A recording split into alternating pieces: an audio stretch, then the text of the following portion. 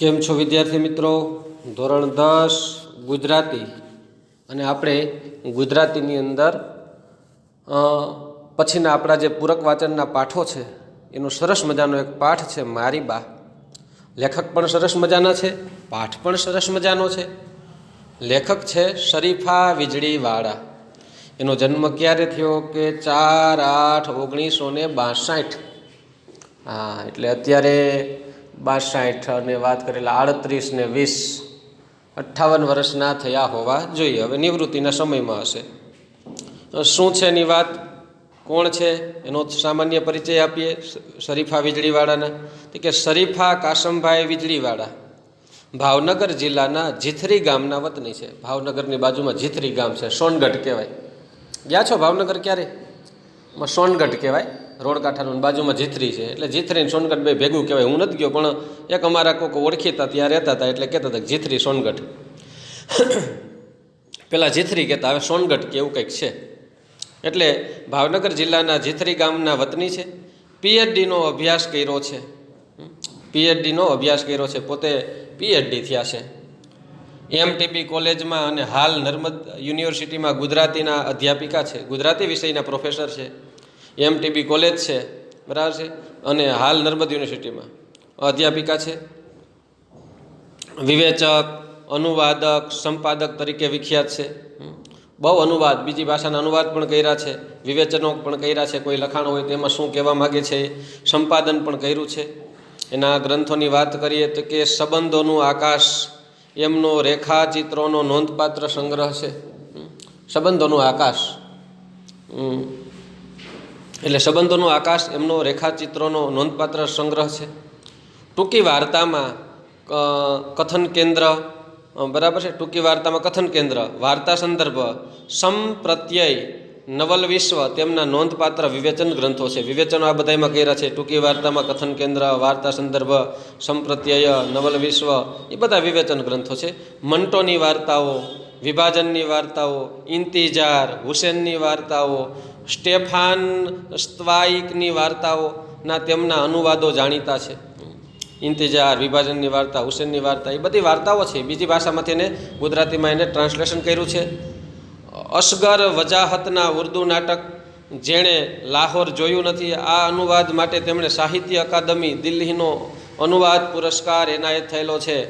કે ભાઈ દિલ્હીનો જે સાહિત્ય અકાદમી છે એનો બરાબર અનુવાદ કરવાનો દિલ્હીનો એનાયત એને થયેલો છે. સંપાદક તરીકે પણ તેમનું કાર્ય છે એ નોંધપાત્ર છે. બહુ સારા ગ્રંથો છે, સંપાદન કર્યા છે. અને વાત છે, પાઠનું ટાઇટલ છે મારી બા. બાળકના મનમાં માતાનું સ્થાન અનન્ય હોય છે. કેમ ન હોય? તમારી કે મારી મા કેમ ન આપણે અનન્ય હોય? જગતમાં સૌથી શ્રેષ્ઠ હોય તો આપણી માતા છે.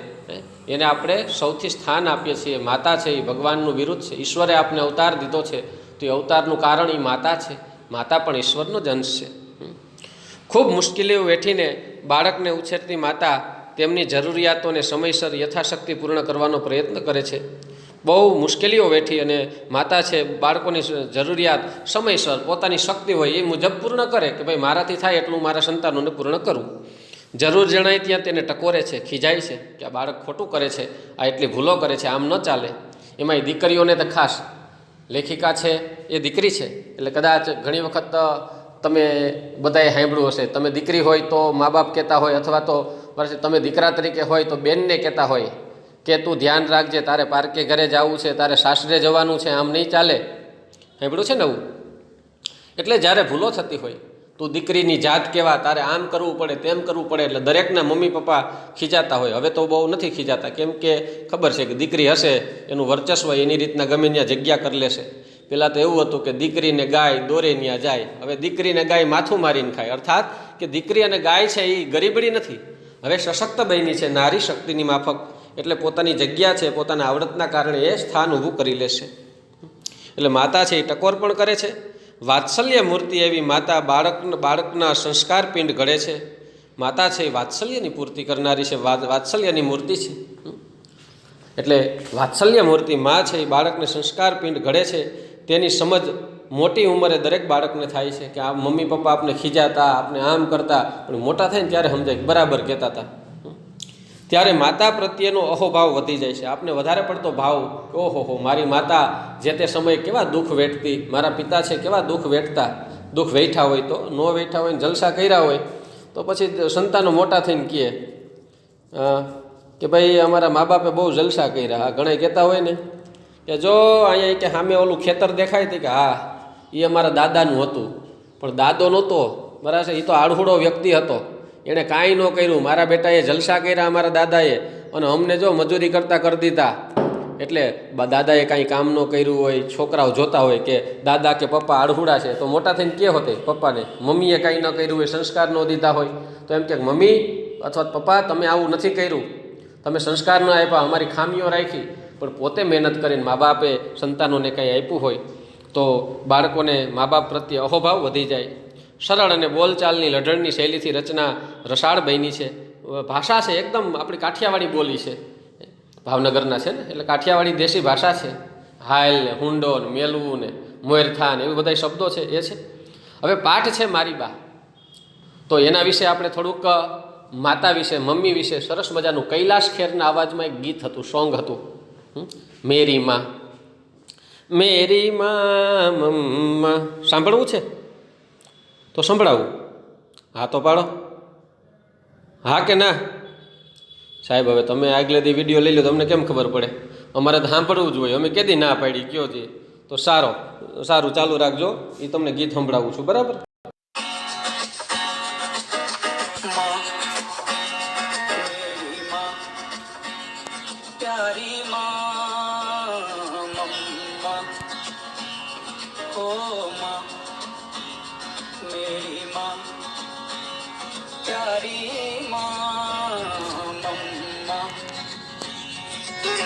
हाथों की लकीरें बदल जाएंगी, गम की ये जंजीरें पिघल जाएंगी, हो खुदा पे भी असर तो दुआओं का है घर.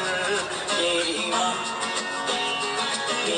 माँ प्यारी माँ मम्मा, हो माँ मेरी माँ प्यारी माँ मम्मा.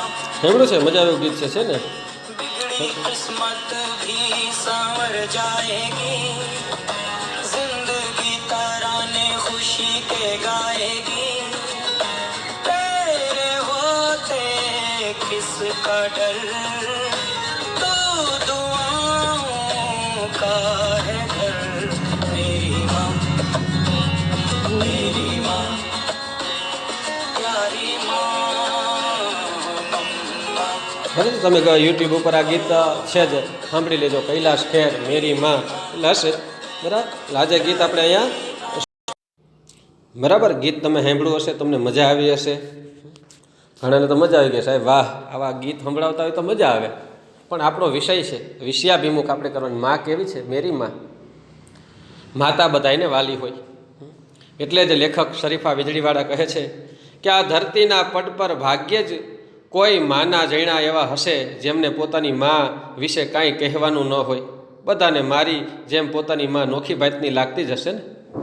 મારી જેમ નોખી ભાતની, લેખિકા કહે છે કે મારી મા મને નોખી ભાતની લાગે. દરેકને પોતાની મા તો ભાઈ વિશેષ જ લાગે ને. ભૂલો ભલે બીજું બધું, મા બાપને ભૂલશો નહીં, અગણિત છે ઉપકાર એના એ કદી વિસરશો નહીં. અને ભીનું થયું હોય તો માતા છે પોતે હોઈ જાય ને બાળકને સૂકામાં સુવડાવે.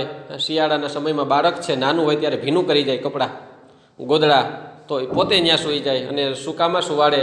પોતાના મોઢાનો કોળિયો છે એ પોતે ભૂખી રહી અને મા છે એ બાળકને ખવડાવે. ઘરની અંદર કોઈ વસ્તુ હોય ને તો માતા છે એ બાળક હાટું રાખે. કોઈ પાડોશની અંદર કોઈ પ્રસાદીનો લાડુ દઈ ગયા હોય ને તો એ બાળક છે એને ખાઈ લે, એટલે માતા છે ઢાંકીને રાખે. બધાની માતાએ એવું કર્યું હશે ને? હા, અમારા મમ્મીએ પણ એવું જ કરેલું હો. પોતે એમ કે ના મને ભૂખ નથી, મને ન ભાવે, તું ખાઈ લે. એમાંય જેમ લેખિકા લખે છે એમ અમે પણ નાના હતા ત્યારે મમ્મીએ ખૂબ જ મહેનત કરેલી અને સાથે સાથે અમને ખૂબ જ જતનથી પ્રેમથી ઉછેરેલા. એમ તમને પણ અત્યારની પરિસ્થિતિ પ્રમાણે મા બાપે છે એ ઉછેરેલા હોય. મમ્મી છે ઘરે વાસિંદુ કરતી હોય, એના કપડામાં છાણની વાસ આવતી હોય તો પણ બસ મમ્મી છે એની સાડીથી મોઢું લૂવા ગમે, એની સાથે એના ખોળામાં સૂવું ગમે, કેમ ન ગમે માતાની સાથે. આધુનિક માતા હોય, બસ કોઈ ભણેલી ગણેલી તો સ્કૂટી ઉપર માતા જાતી હોય તો એની આગળ સ્કૂટીમાં આગળ ટીંગાવવું આધુનિક બાળકોને કેમ ન ગમે. અત્યારના સમયમાં બાળકો તમે જોયો તો મમ્મી સ્કૂલેથી તેડવા આવતા હોય તો બાળક પાછળ ઊંધું બેઠું હોય અને હલાહલ કરતું હોય તોય મમ્મી કાંઈ બોલે નહીં. પપ્પા તેડવા ગયા હોય ને બાળક ઊંધું બેઠું હોય અથવા હલાહલ કરે તો હેઠા ઉતરીને કાન ખેંચે, કામ મેલા ભાન નથી પડતી. એટલે મા તો મા છે. મા તે મા બીજા બધા વગડાના વાહ.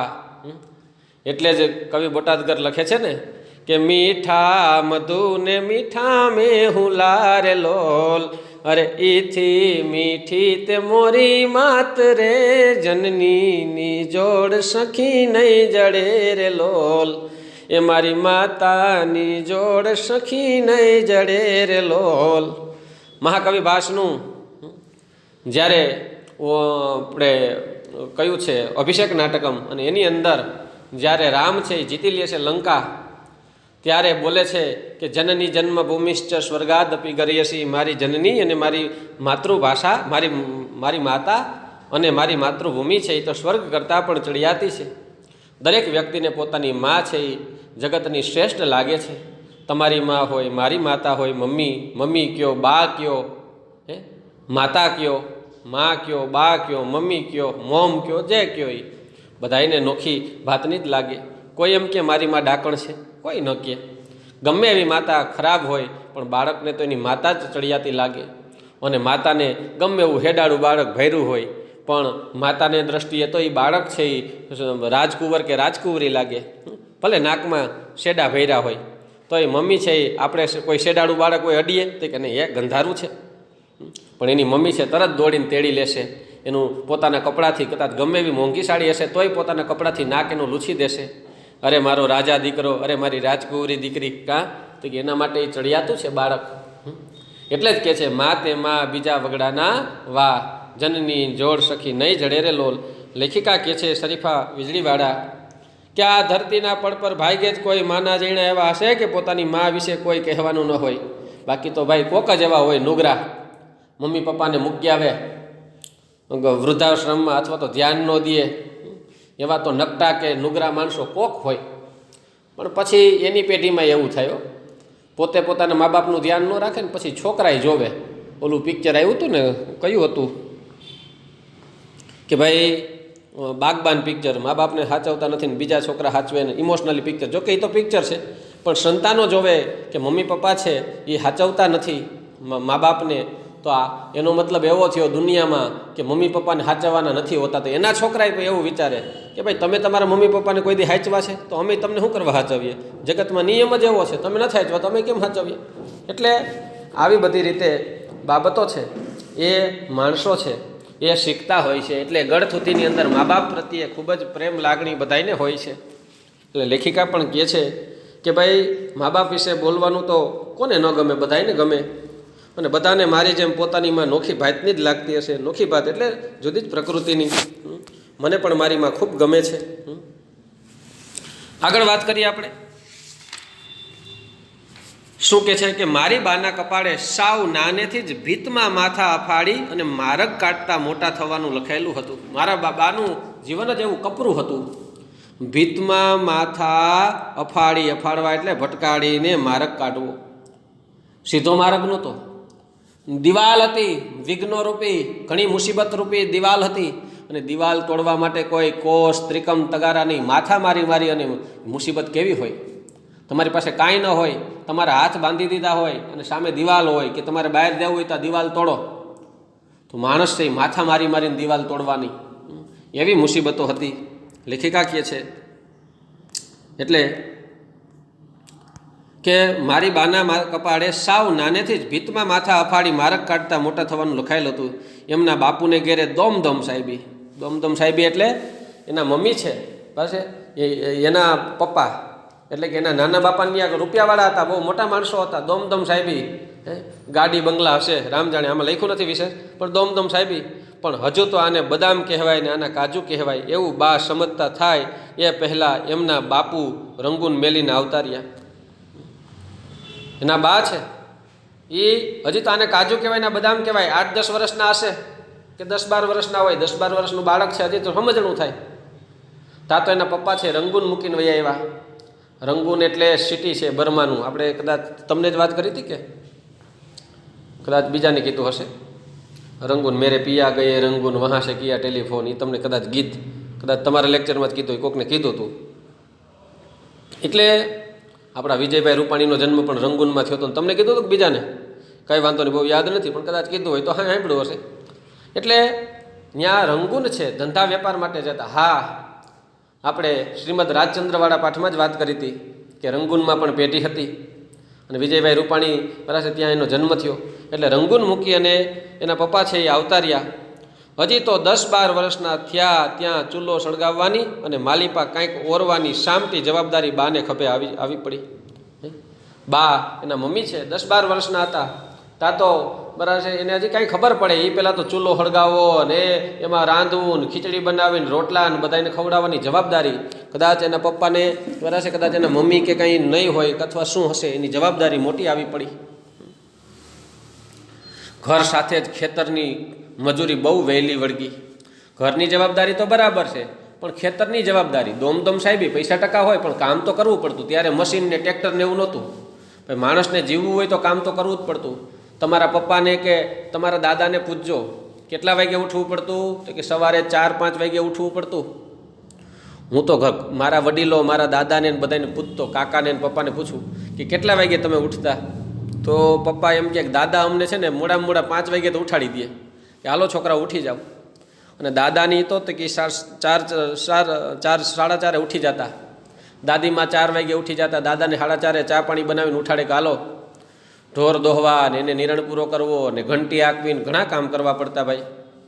ત્યારે મશીનરીની ટેકનોલોજી નહોતી. એટલે ખેતરની મજૂરી બહુ વહેલી વળગી. સવારના 4 વાગ્યે દિવસ ઉગી જાય પછી હાથમે ક્યારે એનું કાંઈ નક્કી નહીં. આવી કાળી મજૂરી કરી અને ઘર ચલાવતી બા 14મા વર્ષે એના જ ગામમાં પરણી. ત્યારે બાપુની ઉંમર હતી 25 વર્ષ, એના મમ્મીની ઉંમર હતી 14-15 વર્ષ અને એના પપ્પાની ઉંમર હતી 25 વર્ષ. ગામના પોલીસ પટેલના દીકરા સિવાય એમની કોઈ ઓળખ નહોતી.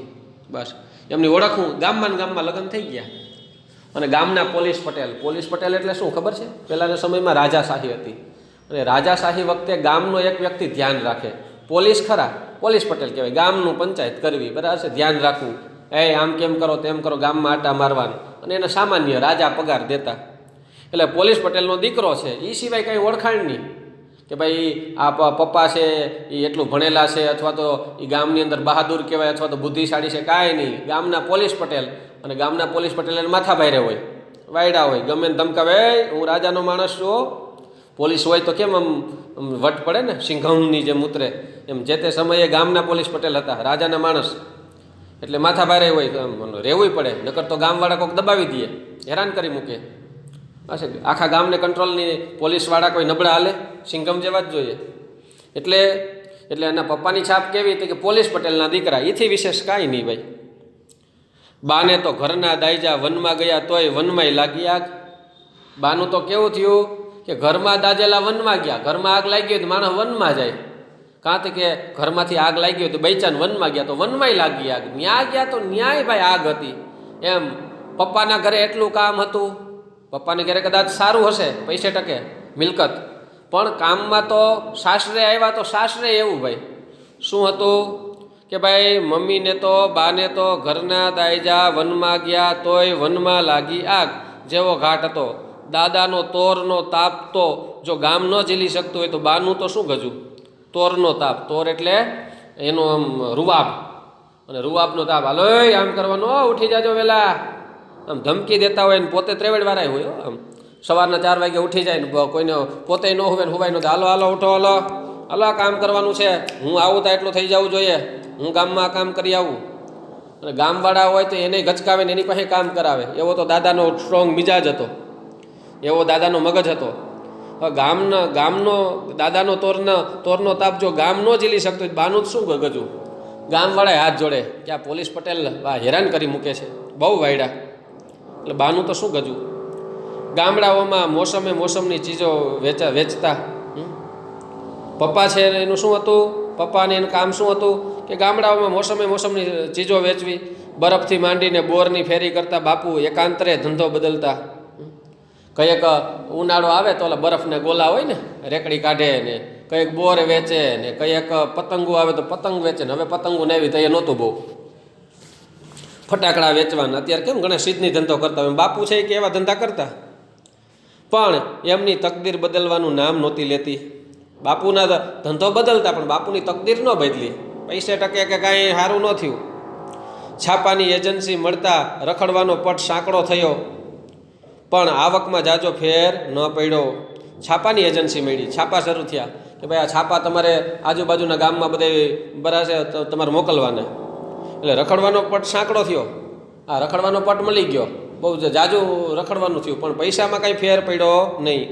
ચાદર હતી એવડી ને એવડી જ રહી. ચાદર હોવી એટલે આર્થિક પરિસ્થિતિ એટલી ને એટલી રહી, પણ પગ લાંબા થતા ગયેલા. ચાદર એવડી ને એવડી ને પગ લાંબા, એટલે કે આવક એટલી ને એટલી, ખર્ચા વધવા માંડ્યા. 400 રૂપિયાની આવકને અમે 5 ભાઈ બહેન ઉમેરાયા હતા. મમ્મીના લગ્ન થયા તે પછી આવક 400 રૂપિયા, અને તે પછી અમે 5 ભાઈ બહેન. ઘરની અંદર કેટલા જણા? 5 ભાઈ બહેન ને મમ્મી પપ્પા. દાદા જીવતા કે નથી જીવતા કંઈ લખ્યું નથી આમાં લેખિકાએ, પણ હામટા જણા હશે તો વાત પૂછોમાં. ઘર જીથરી ગામે ને બાપુ આસપાસના બજુડ, સણોસરા, ધોળા, સોનગઢ વગેરે ગામો સુધી સાયકલ પર ફેરી કરે. ઘર છે જીથરી ગામે, મેં કીધું જીથરી ને સોનગઢ બે ભેગું થઈ ગયું, પણ જીથરી છે સોનગઢની બાજુમાં છે.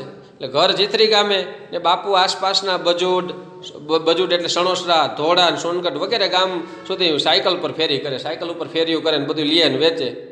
અમારું ઘર જીથરીના દવાખાનાની હદની બહારું. જીથરી ગામ હતું ને ગામના પાદરમાં દવાખાનું. દવાખાનાની આમ છેટું.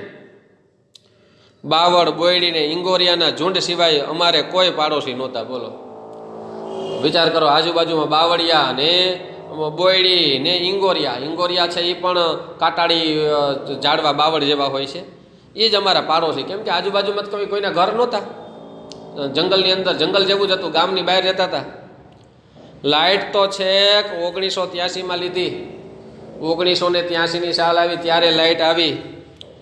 આને કાજળ કાળી રાત કહેવાય એવી જ્યારે ખબર નહોતી પડતી ને, ત્યારે બા અમને ઢબુરીને વાટ જોતી બેસી રહી.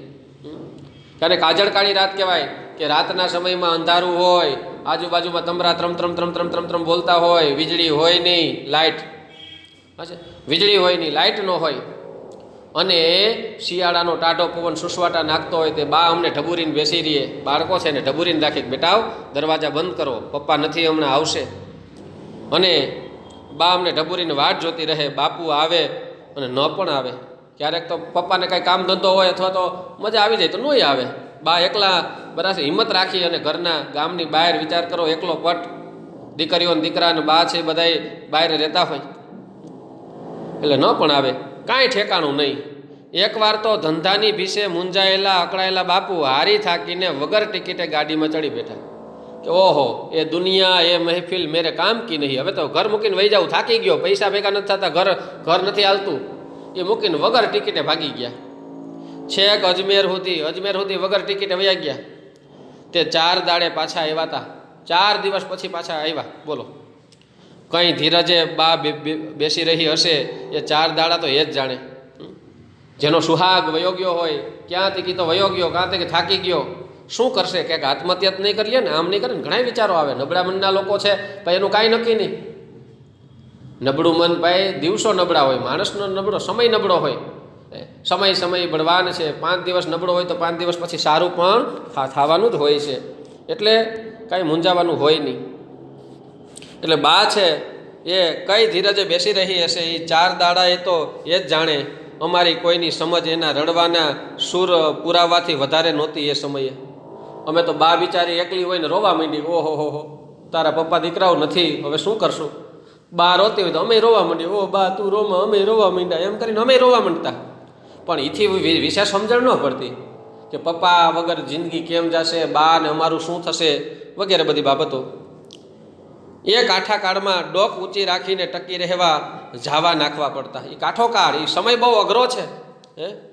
તો એ કાંઠા કાળની અંદર ડોક ઊંચી રાખી એટલે કે ગર્વથી જીવવું, માન સન્માનથી જીવવું, જરૂરિયાત પૂરી કરવા જીવવા માટે બહુ ઝાઝા નાખવા પડતા, જાવા નાખવા પડતા, એટલે કે સામનો કરવો પડતો. ટંક ચૂક્યા નહોતા, પણ ચૂકી જવાની ધાસ્તી તો કેટલી વાર અનુભવી હતી.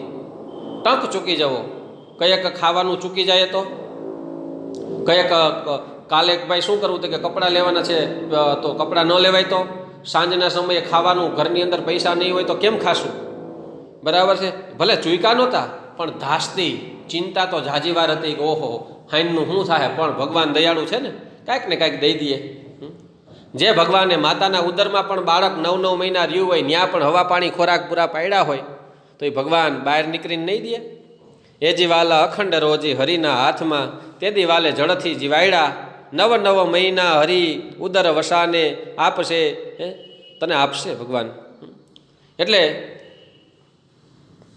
ટંક ચૂક્યા નહોતા પણ ચૂકી જવાની ધાસ્તી તો કેટલી વાર અનુભવી હતી કે ઓહો ચૂકી ગયા પણ રહી રહીને મેળ પડી જાય.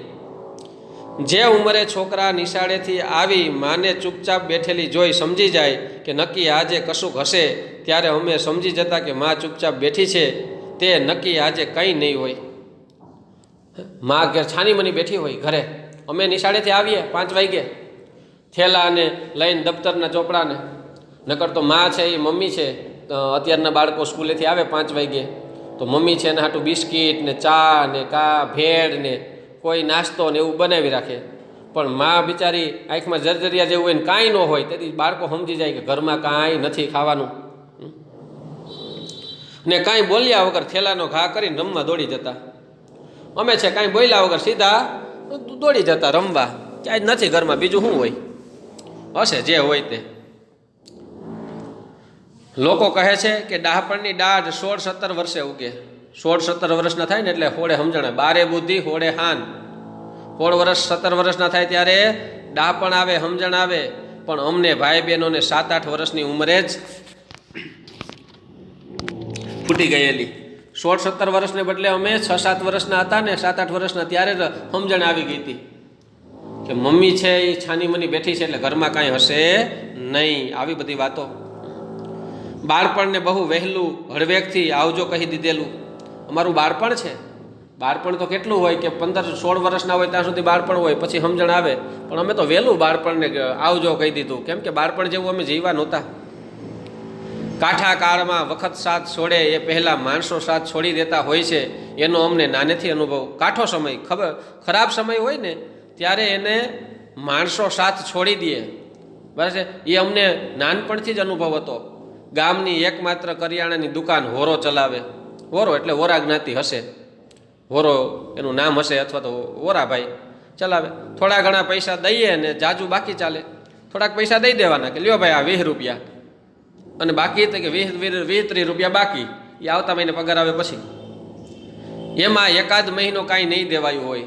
ઘણીવાર એવું હોય કે આગલા દિવસોમાં કાંઈ ન દેવાનું હોય, બાકી રહી ગયું હોય. બા ચીજું લેવા ગઈ, શેરને અડધો શેરના પડીકા બંધાવ્યા. શેર એટલે અડધો કિલો અને 250 ગ્રામ ને એવા બધા પડીકા, કે ભાઈ આ લાવ, ચોખા દે, ઘઉં દે, મગ દે, આ લાવ, ચટણી લાવ, એ પડીકા બંધાવ્યા. જેવી પૈસાની વાત આવી કે ડોકમાં સીધી કાતડીવાળી મારી બાએ આજીજી શરૂ કરી. સીધી કાતડીવાળી એટલે કે કાંઈ આડાવડી વાતું ન આવડે, નથી કહેતા પેટમાં આડી કાતડી.